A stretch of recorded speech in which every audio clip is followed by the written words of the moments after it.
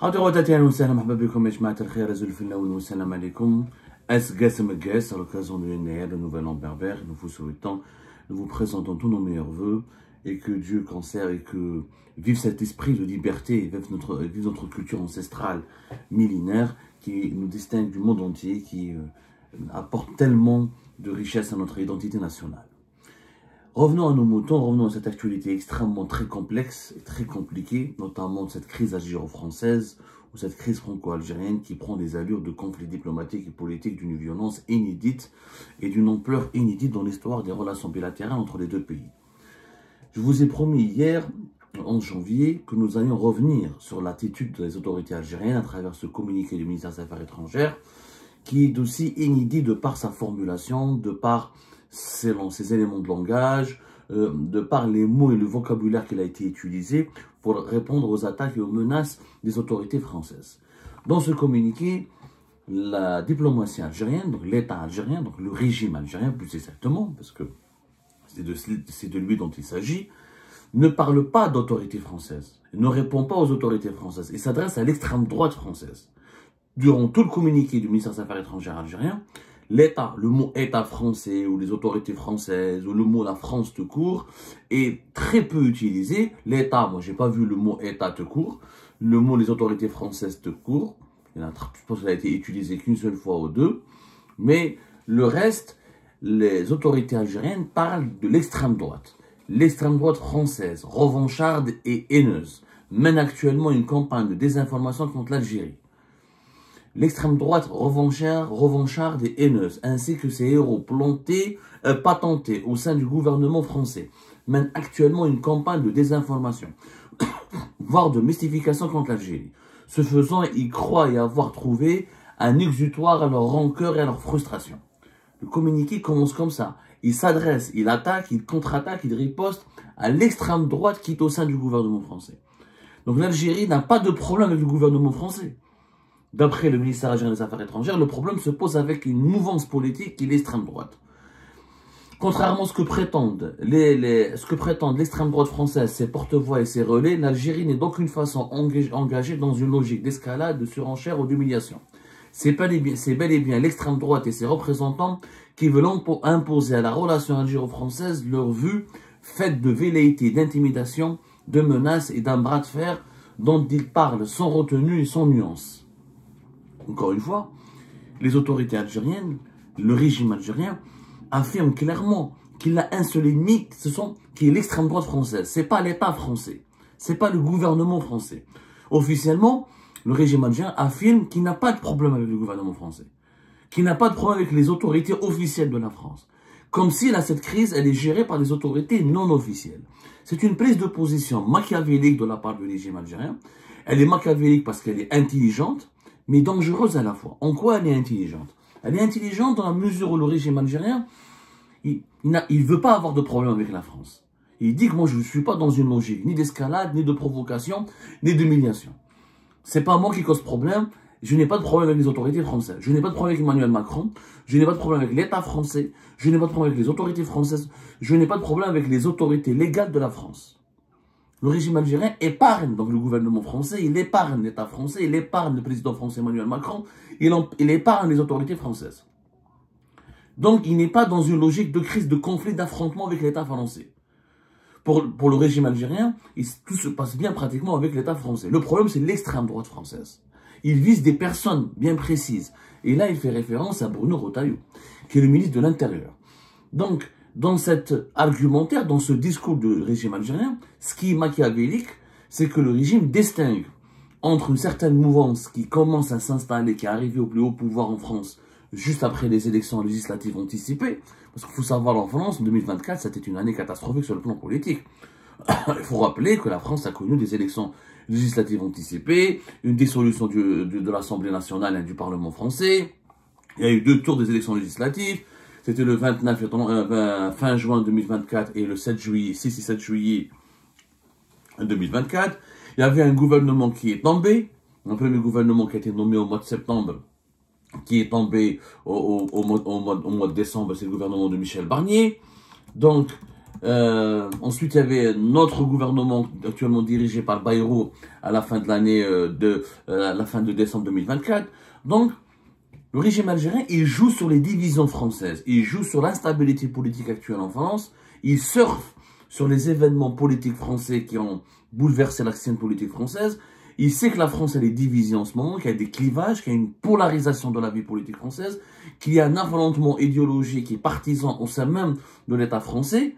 Donc, il surfe sur ces divisions pour dire « Ah, moi, j'ai pas de problème avec la France.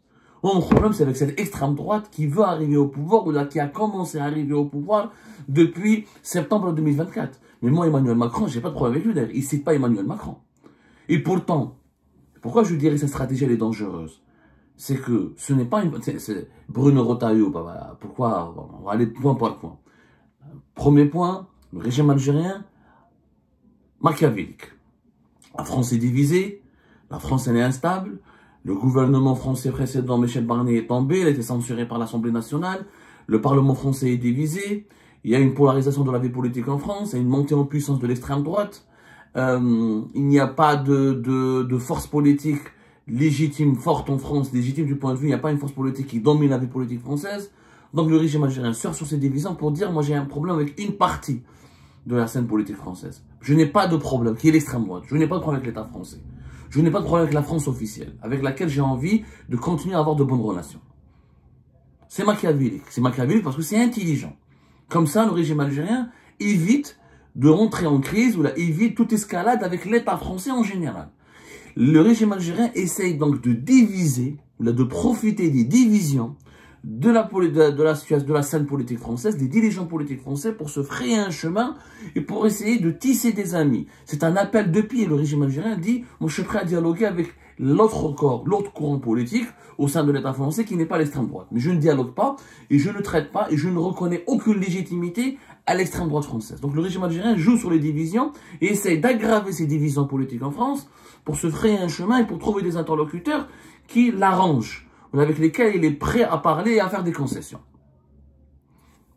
C'est machiavélique et c'est intelligent. Et ça évite de citer Emmanuel Macron, d'éviter de citer le Premier ministre Bayrou, on cite que l'extrême droite. Bon, la figure de... Il n'y a pas officiellement. Par contre, ce qui est dangereux, sa stratégie a un défaut, elle a une défaillance majeure, c'est qu'elle est dangereuse, qu'elle peut se retourner contre le régime algérien. Pourquoi? Parce que l'extrême droite n'est pas au pouvoir officiellement en France. Elle n'est pas au pouvoir. C'est un gouvernement, c'est une coalition d'une droite classique jusqu'à une petite partie de la gauche française, jusqu'aux anciens partisans, aux anciens mouvements qui étaient au pouvoir avec Emmanuel Macron. Renaissance, etc. Les macronistes. Mais l'extrême droite, à travers le Rassemblement national, anciennement Front National, l'extrême droite la plus dure, Éric Zemmour, l'extrême de l'extrême droite, elle n'est pas au pouvoir. Aujourd'hui, mais pourquoi le mot extrême droite a été utilisé par le régime algérien? Parce que le régime algérien, il a un adversaire au sein de l'État français. C'est pas Emmanuel Macron, c'est Bruno Retailleau. Bruno Retailleau qui est l'actuel ministre de l'Intérieur. Pour le régime algérien, moi je vous l'ai dit, d'ailleurs on l'a dit, on l'a dit quand il y avait les élections législatives anticipées en France, la formation du premier gouvernement, j'ai été parmi les rares journalistes algériens et analystes, on a dit sur Algérie Part, que la configuration politique actuelle en France va être totalement défavorable au régime algérien. Et que la nomination d'un ministre de l'Intérieur qui s'appelle Bruno Retailleau est une très mauvaise nouvelle pour Alger. D'ailleurs, pour le régime algérien, Bruno Retailleau, c'est un véritable cauchemar avec lequel ils n'ont pas envie de composer. Dès que Bruno Retailleau a été nommé ministre de l'Intérieur, il y a eu des frissons, des grincements de dents à Alger. Pourquoi? Parce que Bruno Retailleau, il est perçu à Alger comme un anti-algérien, comme un pro-marocain, il fait pas partie de la droite classique, une figure de l'extrême droite, comme un partisan de l'Algérie française, comme quelqu'un de provocateur, comme quelqu'un qui lutte ou qui veut faire du mal et porter du tort et torpiller tous les intérêts algériens. Dès sa nomination, dès que Bruno Retailleau a pris le pouvoir au ministère de l'Intérieur à Paris le 21 septembre 2024, à Alger, c'était un mauvais signal. C'était pour eux une sorte de déclaration de guerre. Dès le départ, Bruno Retailleau est perçu par le régime algérien comme un ennemi. Pourquoi? Parce que Bruno Retailleau, c'est la droite inflexible, c'est pas l'extrême droite. Il faut rendre à ça qui appartient à César. Bruno Retailleau, c'était le président du parti des Républicains, l'ancien parti de Nicolas Sarkozy, qui est issu de l'UMP, l'UMP de Jacques Chirac. C'est la droite populaire, la droite classique, mais c'est pas l'extrême droite. Il n'a jamais fait partie de l'extrême droite. Par contre, dans ses positions, c'est plus la droite, c'est la droite conservatrice, c'est la droite dure, c'est la droite vraiment qui a des convictions inflexibles. C'est la droite qui prend des mesures extrêmement dures pour préserver la sécurité, l'ordre public, qui a un regard très critique contre l'islam, l'avancée de l'islam, l'islamisme, sur le communautarisme. Il est plus droitier, il est beaucoup plus proche de l'extrême droite, on va dire, que de la droite classique, historique et populaire. Mais il n'a jamais fait partie de l'extrême droite. Bruno Retailleau, encore une fois, il a commencé sa carrière avec Philippe de Villiers, qui est un homme de droite lui aussi, qui aujourd'hui, qui était l'ami d'Emmanuel Macron, ensuite il a pris ses distances avec lui visiblement.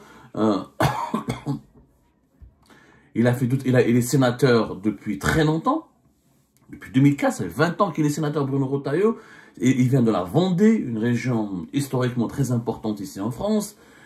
C'est un mec de droite. C'est une figure de la droite dure, de la droite conservatrice encore une fois, d'une droite assez nationaliste, assez renfermée sur elle-même, mais c'est pas l'extrême droite. Mais il plaît à l'extrême droite. Il plaît à l'extrême droite parce qu'il a des idées, par exemple il parle de politique de civilisation, il parle d'une gestion plus autoritaire, plus policière,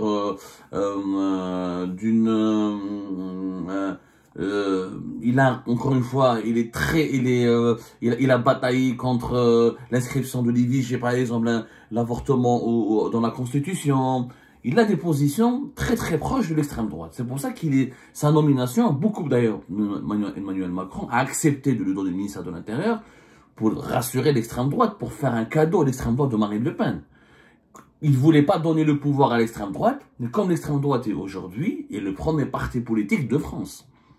Qu'on le veuille ou non, avec pratiquement 9 millions de votants. Quand on calcule le nombre de votants pour le Rassemblement national, c'est pratiquement 9 millions de personnes. Ce qui leur a permis d'être le premier parti en France. Plus, ils ont 10 millions et quelques lors du premier tour des législatives. Plus de 10 millions de Français. C'est le premier parti politique réel. Parlons pas de la gauche. La gauche, c'est une coalition. La NUPES, c'est une coalition. Le Front populaire, on va dire. C'est une coalition de partis. Mais en termes de parti, le premier parti de France, c'est le Rassemblement national. Donc, Emmanuel Macron était obligé de confier le ministère de l'Intérieur à quelqu'un qui pourrait plaire, qui pourrait parler, qui pourrait reproduire une petite partie, ne serait-ce que de la politique et des valeurs de l'extrême droite, qui est le Rassemblement national. Et c'était Bruno Retailleau. Donc l'Algérie, là, elle vise Bruno Retailleau. Elle ne vise pas.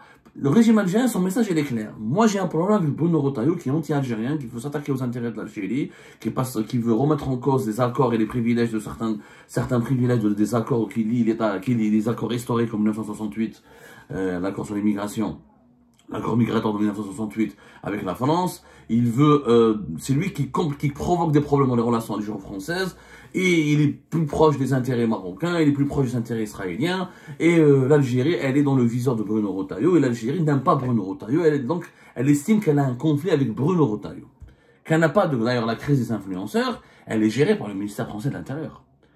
Et l'expulsion de Boualem Naman a été décidée par le ministère de l'Intérieur. Les préfectures sont sous l'ordre du ministre de l'Intérieur. Les arrestations des influenceurs proches du régime algérien et qui reproduisent le discours et les arguments et la politique du régime algérien sur le territoire français a été annoncé, enclenché par Bruno Retailleau. Le slogan « Ne rien laisser passer », le message de fermeté envoyé par Bruno Retailleau, ce message de fermeté a été envoyé depuis Paris à Alger par Bruno Retailleau. Qu'on soit très clair. Au lendemain du renvoi de la crise autour de l'expulsion de Boualem Naman, c'est Bruno Retailleau qui est sorti de son silence, qui est parti, comme on a dit, à Nantes, dans les locaux de la sous-direction des visas, pour menacer l'Algérie, pour parler d'une Algérie qui vient de franchir un cap, qui cherche à nous humilier, une Algérie, il a décrit une Algérie qui est pratiquement comme un ennemi, un adversaire de la France. C'est Bruno Retailleau qui est à la manœuvre. Et c'est là, dans la réponse, dans la riposte algérienne, c'est Bruno Retailleau qui est visé. Il faut dire la vérité. Donc le régime algérien essaie de faire le distinguo entre Bruno Retailleau, Emmanuel Macron et les autres. C'est une stratégie qui est aussi dangereuse. Elle a son, comme je viens de le dire, elle a son côté négatif et contre-productif. Pourquoi? D'abord, le régime algérien se permet de délégitimer le gouvernement actuel. C'est comme si le régime algérien nous dit « Ah, vous n'êtes pas les vrais représentants du peuple français, vous n'êtes pas les vrais représentants vous n'êtes pas les interlocuteurs légitimes de l'Algérie parce que vous n'êtes pas les vrais représentants de l'État français. » Sauf qu'on le veuille ou non. Eh ben, Bruno Retailleau, quand il attaque l'Algérie, c'est en tant que ministre de l'Intérieur. Donc c'est le gouvernement. C'est pas le Rassemblement national, c'est pas les partis des Républicains. Il ne s'exprime pas, il n'a pas pris de part, il ne décide pas en tant que sénateur. Bruno Retailleau décide en tant que ministre. Donc c'est le gouvernement. Et l'extrême droite, elle est majoritaire en France. Le fait que le régime algérien attaque l'extrême droite, et déjà, il la prépare, parce que Emmanuel Macron, il ne fera pas de troisième mandat, c'est pas possible. En 2027, Marine Le Pen, elle est extrêmement populaire, l'extrême droite, elle est de plus en plus populaire, c'est la première force politique en tant que parti. Tout indique qu'un jour ou l'autre, la France aura un président d'extrême droite, peut-être même à partir de dans 2 ans. Est-ce que le régime algérien prend le risque de fédérer autour de lui déjà tous les mouvements de la droite? Tous les mouvements de la droite, en s'attaquant à l'extrême droite de façon aussi dure et aussi frontale, c'est l'Algérie en train de dire « Je n'aurai plus de relations, je ne veux plus pratiquer, je ne ferai aucune concession et je n'accepterai aucun dialogue constructif avec des dirigeants français qui seraient issus de cette mouvance. » Or, cette mouvance, elle est légitime en France.